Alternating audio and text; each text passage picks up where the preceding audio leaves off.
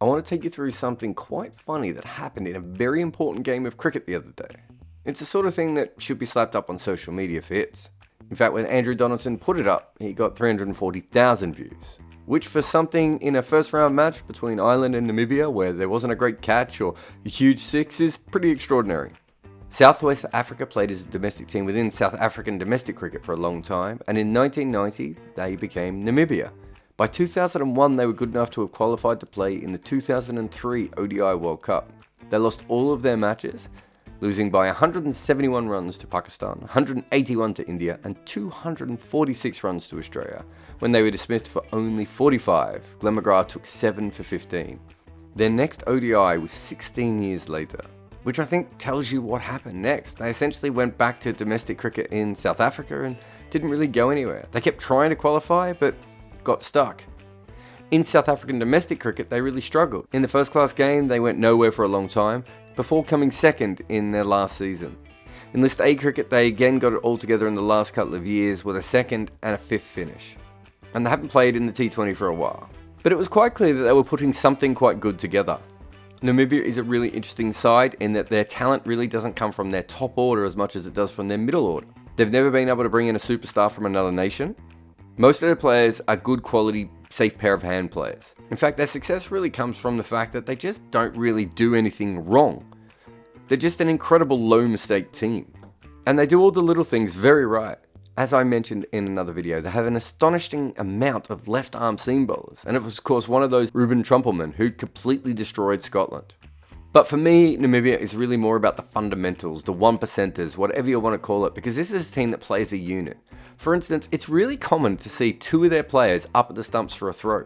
This is a really small cricket team, but a lot of teams just don't get anyone up to the stumps. So to have two players up so regularly shows that kind of everyone is doing their job. So what you had with Namibia was a low mistake team which was played as a unit where everyone tried that little bit harder and it had a lot of left arm seam. And then they dropped David Wiese into this team, a guy with over 500 professional games to his name. Despite having a Namibian father, Wiese had never actually represented them until this year. He played 26 games for South Africa, but mostly he'd been a first class player in South Africa or for Sussex. And he'd done some franchise work in T20 as well, including playing for RCB. And after playing for South Africa and his career sort of fizzling out a little bit there, Wiese became a Kolpak player for Sussex. And after chatting with chief associate cricket hipsters Peter Delapenna and Andrew Nixon, we believe that Wiese was barred from playing any international cricket under that deal, be it for South Africa or Namibia. But with England leaving the European Union, being a Kolpak is no longer an option for him.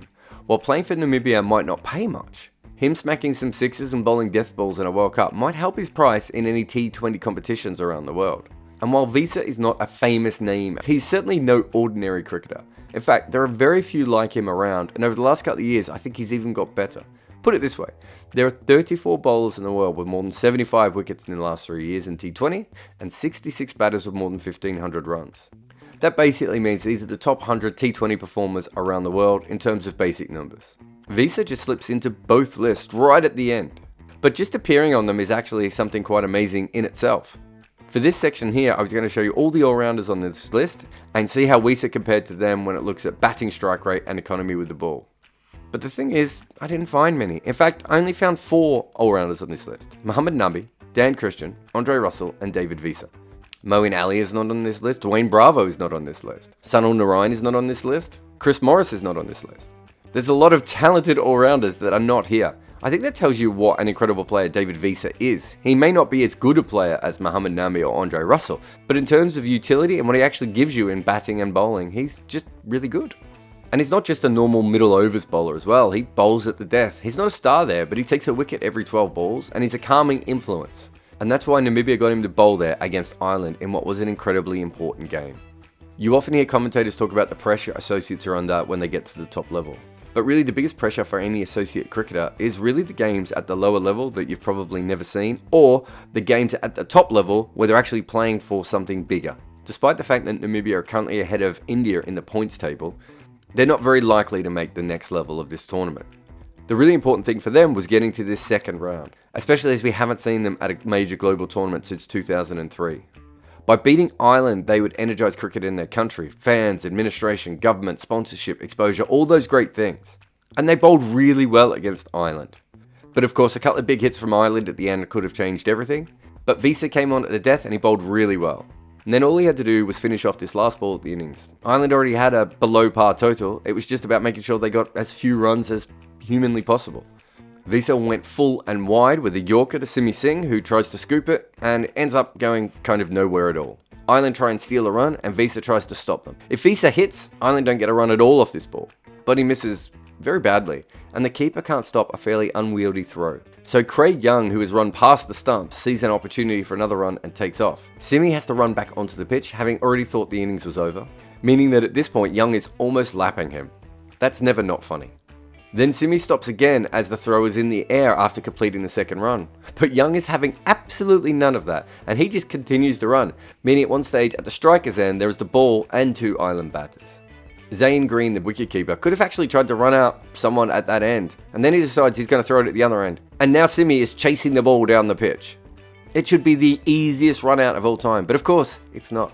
There's a fumble at the end, and so Ireland got 3 runs. In fact, if Young hadn't been tied, they could have actually tried for a 4th. And just for fun, let's track the path of the ball here. He hit it here. Somehow it ends up just short of a boundary all the way down here. Then it comes back to the stumps, travels to the non-striker stumps, before ending up over here, kind of ashamed of the whole situation. And this is so obviously funny. Wiese threw away 2 runs, Young lapping Simi, and then the easy run out at the end, trickling away safely. But what you don't see here is what happened just after this, where Wiese looked really disappointed. And that's because despite the fact that he is a new Namibian player and a franchise journeyman, he knew what this match meant to them, and in a low-scoring game to throw away 2 runs at the end is just not acceptable. And while this is fun to us, and we should probably be playing the Yakety Sax theme underneath, these couple of runs mean everything to the Namibian players. Of course, Wiese completely made up for this when he came out with the bat and scored just way quicker than like anyone else in the game to secure the victory over the test team. Their first game in round 2 was against Scotland. And again, Namibia did very well to keep Scotland to a very low total, and Wiese was bowling really well in the death again, and this time there wasn't anything as funny or disappointing as what happened in the last game.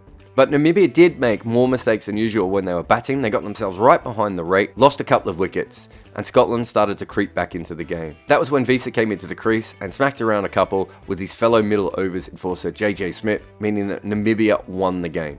Their left arm seamers were incredible. They didn't make many mistakes. They used their middle order strength again, and they won another game at this World Cup. And from 4 games so far, they've beaten 3 of them, including beating a test-playing nation. And now they're good enough that a player like David Wiese wants to represent them. In 2003 when they turned up, their entire tournament really was a bit of a farce. And people were laughing at them then. Outside of this one hilarious last ball, there's no real reason to laugh at them anymore. Namibia is playing really good cricket at this World Cup.